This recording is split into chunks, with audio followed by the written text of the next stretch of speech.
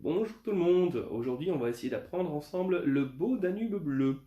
Avant de commencer, deux, trois petits trucs. Premièrement, je n'ai aucune connaissance musicale, encore moins en français. Donc do, ré, mi, fa, sol, la, si, do, voilà, je connais mon alphabet.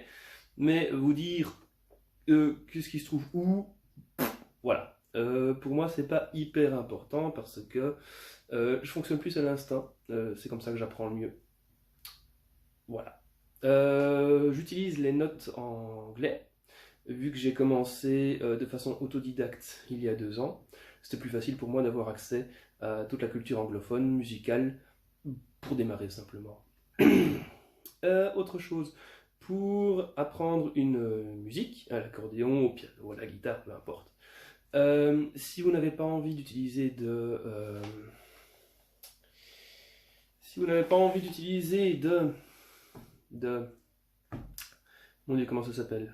Partition. C'est très important, donc c'est tout à fait faisable premièrement, mais c'est très important de connaître la musique. Par connaître, c'est pas simplement voilà savoir un petit peu murmurer l'air, c'est vraiment pouvoir dans sa tête rejouer la musique. C'est un des aspects les plus importants, c'est de pouvoir l'avoir dans sa tête pour pouvoir le ressentir. Le beau Danube bleu qu'on va faire aujourd'hui est relativement simple au niveau de la structure. On va passer l'introduction parce qu'elle est compliquée et que personne ne s'en souvient, personne ne reconnaîtra avant que vous ne passiez au passage connu, de toute façon. Il y a, allez, 4 accords peut-être, on verra ça dans la deuxième partie.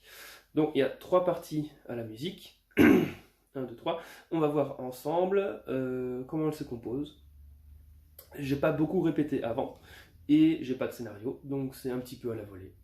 Je mettrai les sous-titres en anglais au cas où, mais je vais essayer d'y aller pas lentement, j'ai pas envie de vous tenir la main non plus, mais d'y aller à l'oreille et de vous laisser l'occasion de rejouer ce que vous entendez. Encore une fois, en plus avec l'accordéon à boutons, peu importe la position des boutons ou le doigté qu'on a, tant que c'est un doigté qui fonctionne, et que c'est une position agréable, et que vous arrivez à la retrouver. Voilà, bon, ça. Donc je ne suis pas un professionnel. Si vous attendez des conseils professionnels, bah, il faudra aller vers d'autres youtubeurs que je pourrais mettre en description éventuellement. Bon, c'est pas tout, je propose qu'on y aille pour la première partie. Je vais la jouer une première fois et puis on va voir comment elle se décompose. Encore une fois, pas besoin de me demander les notes, puisque j'en ai aucune idée. Je pourrais les retrouver si je le cherchais, mais l'avantage du clavier symétrique étant que je peux commencer n'importe où, le rapport entre les notes sera toujours le bon. Bref. Vous donner la clé dans laquelle je joue serait totalement impossible pour moi. Je pourrais aussi essayer de trouver, je vais juste vous dire que moi je commence ici. Voilà, repérez-vous par rapport à ça. Le premier accord est un G majeur. Je vais essayer de jouer d'abord sans les accords, on va s'en occuper après.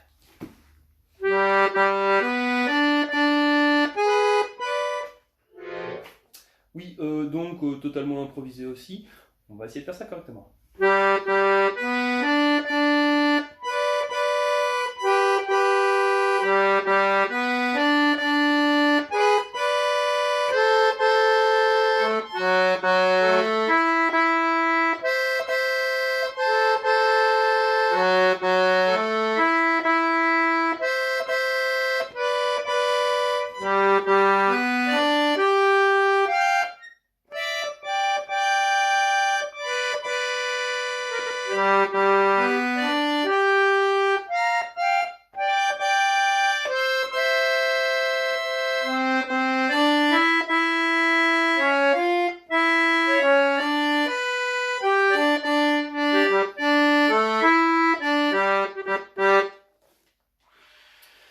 Là aussi, on peut s'amuser à décomposer. Je vais les note par note pour laisser l'occasion. Le plus dur, ça va être vraiment les sauts. On voit que si je fais... Il faut accompagner absolument, c'est l'essence de la musique, l'accompagner avec les basses, mais aussi au clavier note. Donc,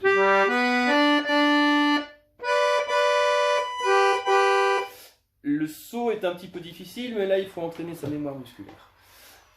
Mais comme je disais, c'est crucial de faire cela, c'est à ça qu'on retient la musique. Et si vous décrivez une musique à quelqu'un en disant ta ta ta ta ta ta ta, tout le monde reconnaîtra. Donc c'est bien ça qui fait la caractéristique. Non.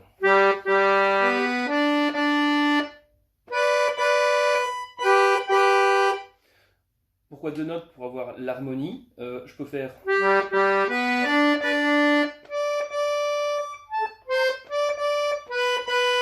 Mais forcément, c'est mieux que... Ça donne une autre couleur. Donc je donne bien, celle-ci, les 2 notes, ce sont... C'est... Et le deuxième...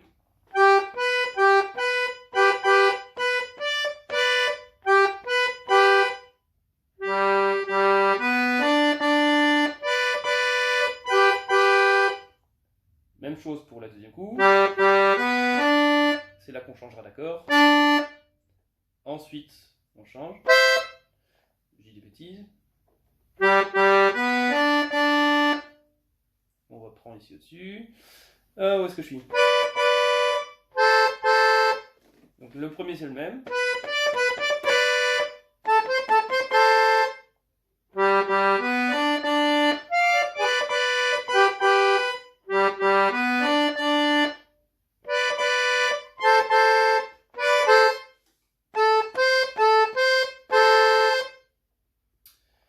On change la position de départ, on va l'avoir encore une fois deux fois d'affilée. On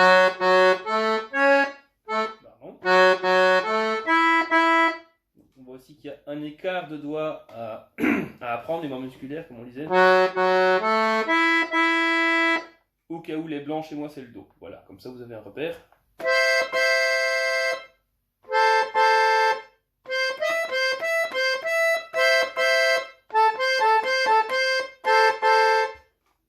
Je refais le premier.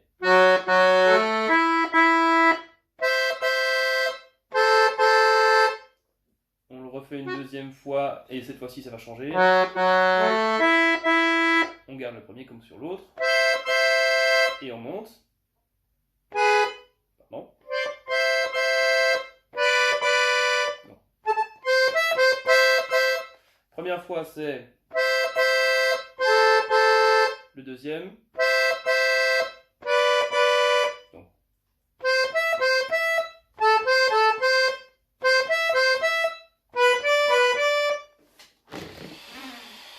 Je reprends un peu d'air. Ça, c'était les deux premiers qu'on répète à chaque fois 2 fois. Ensuite, on reprend la structure de base, mais on finit l'arpège. On est à l'octave. Et là, c'est une plus grande distance.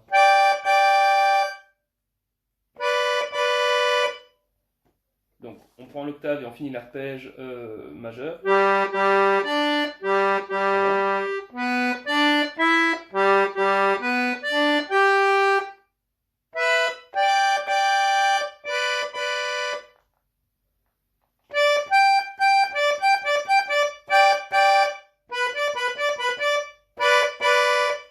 Une deuxième fois. On reprend le même départ. Pardon. Donc, ça fait...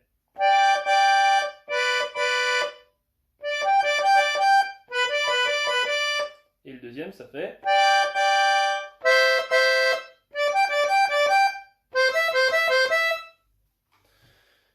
Ça conclut la première partie de la première partie. Jusque-là, ça nous donne...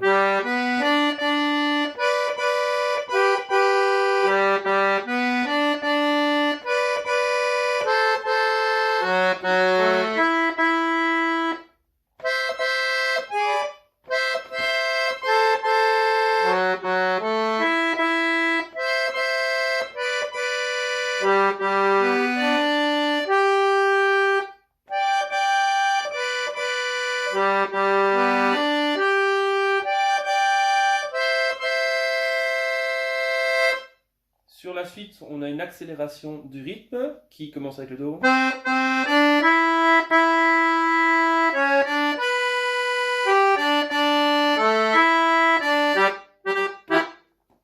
avec les petits ta-ta-ta à la fin pour donner un coup de rythme, c'est stylé. Voilà, ça fonctionne bien dans la musique. Donc, on a fait ta-ta-ta-ta-ta. On arrive sur la fin des 3 premières sous-parties de la première partie. Et on enchaîne avec le...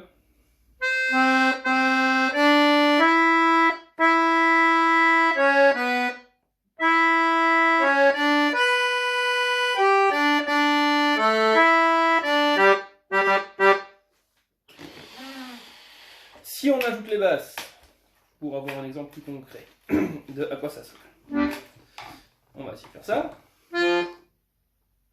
Ici.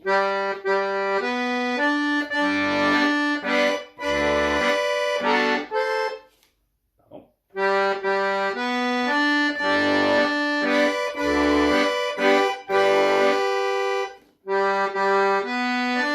Changement de basse.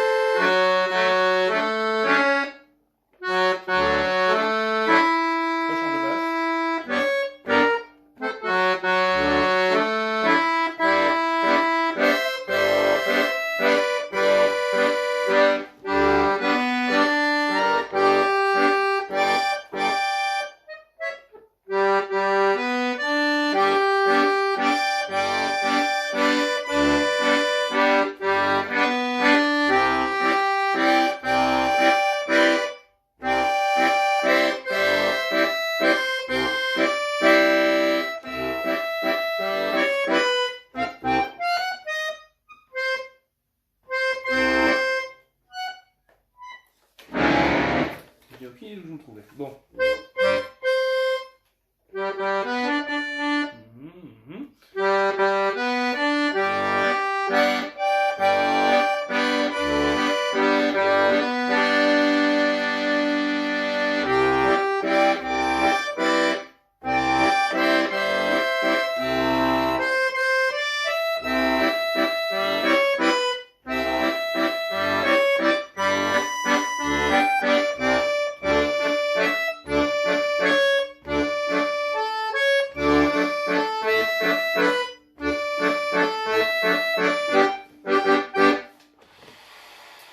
Encore une fois, c'est très approximatif, ce n'est pas du tout celle que je maîtrise le plus.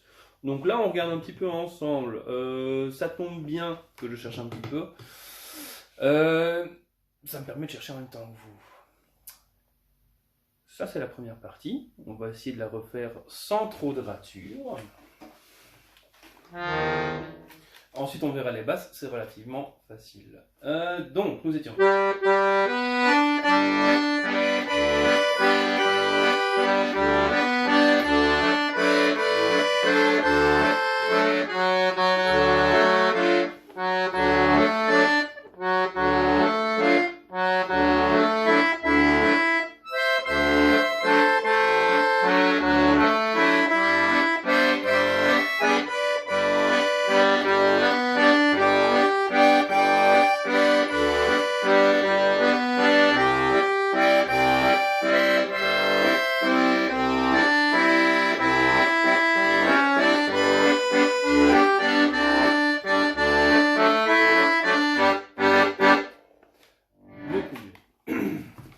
Au niveau des basses, je suis moi sur un clavier de basse belge, ce qui veut donc dire que par rapport à un Stradella classique, l'ordre est inversé.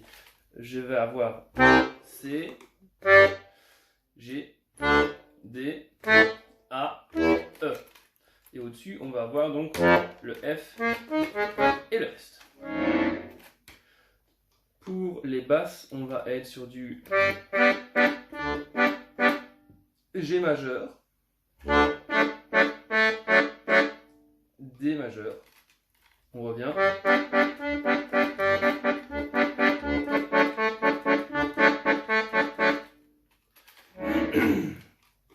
le mieux si vous avez votre accordéon, c'est d'essayer de jouer par-dessus la musique que vous aurez trouvée sur Spotify, YouTube ou d'autres, pour vous entraîner au changement de basse. Là on est tout près l'un de l'autre, donc c'est très facile. Je reprends ici, je commence sur le G.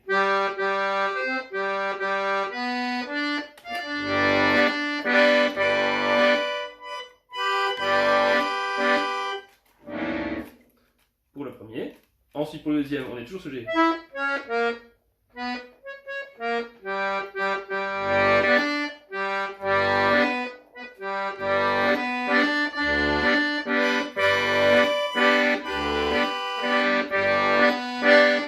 Changement de basse.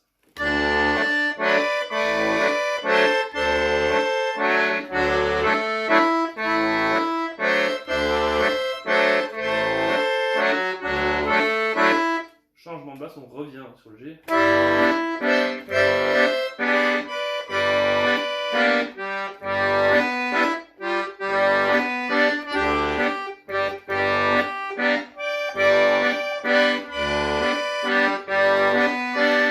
Changement de basse.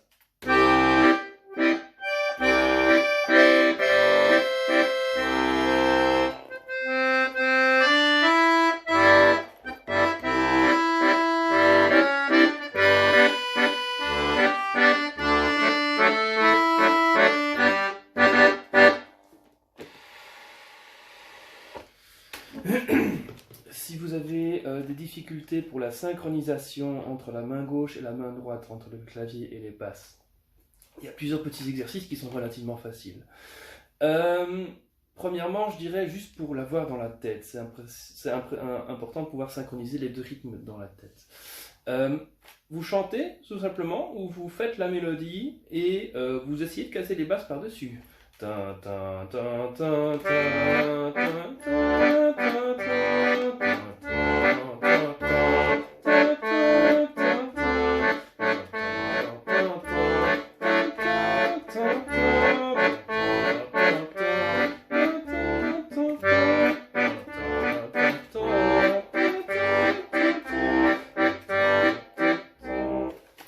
Et ainsi de suite. Ça pour le changement des basses. Encore une fois, si vous utilisez l'application Chordify, ça va beaucoup vous simplifier la vie. Première partie, on va essayer d'enchaîner sur la deuxième pour l'accélérer un petit peu. Donc on arrive au...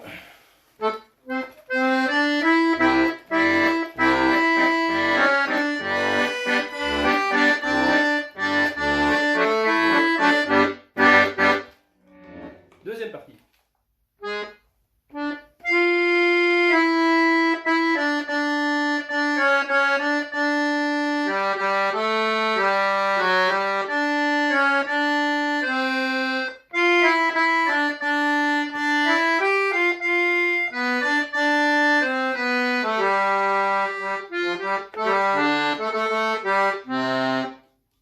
C'est tout.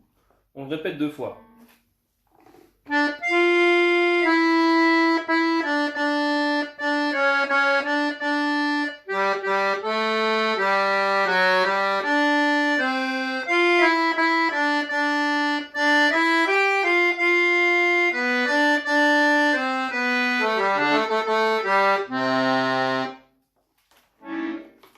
Là aussi, les basses sont relativement simples. On va se trouver simplement sur du G majeur et du C majeur.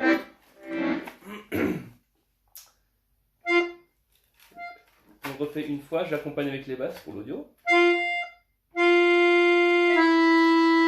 On attend pour l'entrée des basses, c'est plus joli.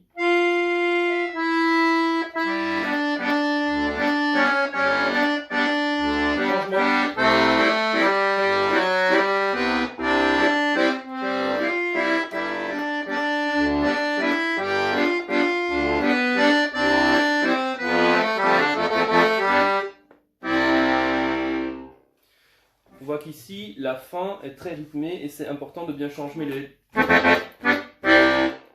Et c'est la première fois aussi qu'on utilise ici le F majeur. Donc ça fera bien. Essayez de montrer les deux en même temps. Nous sommes ici.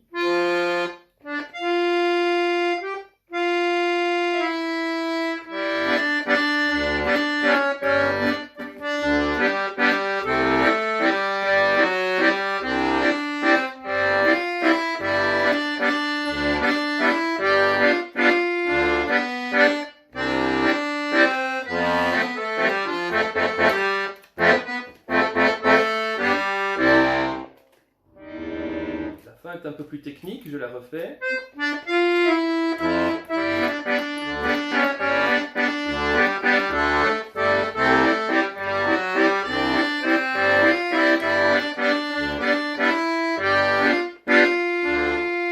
Plusieurs changements rapides.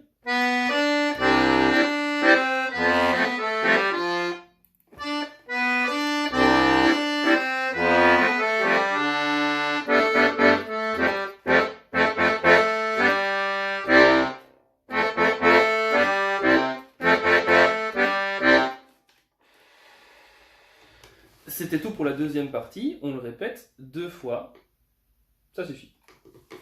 Troisième partie, ça va faire un peu plus d'exercice pour les doigts. On y va. On est remonté, on est descendu une octave normalement, donc ça faisait...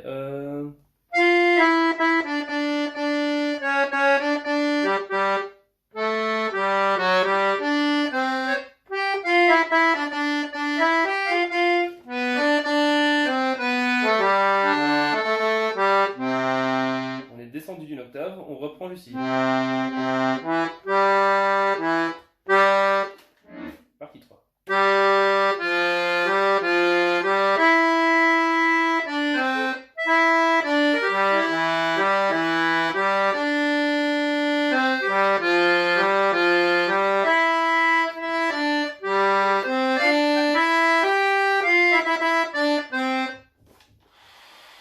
On a une structure similaire quant à l'accélération vers la fin.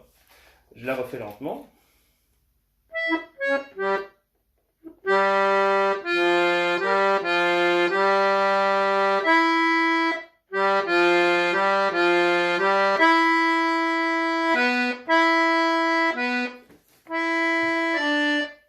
Bon. Là, il faut un petit peu tirer les doigts.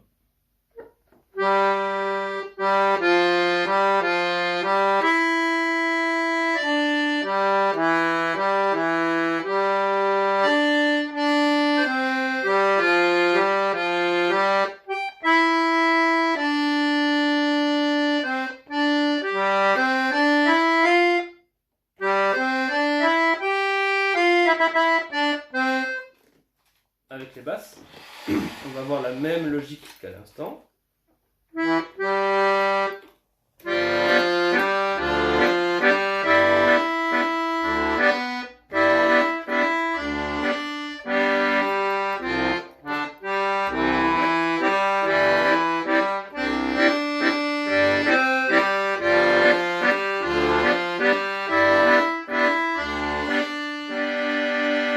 Et la montée.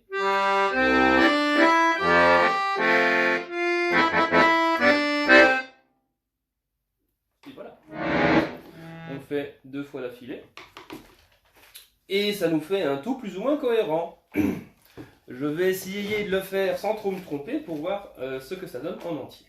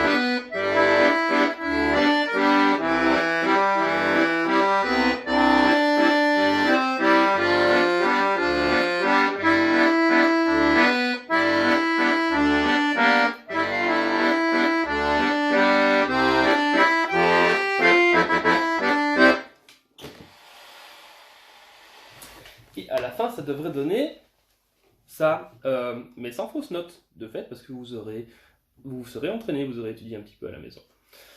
Donc je le répète, ici, je ne me suis pas entraîné à la réussir avant, je l'ai faite il y a un an, je pense. Il y a un an, je savais mieux la jouer.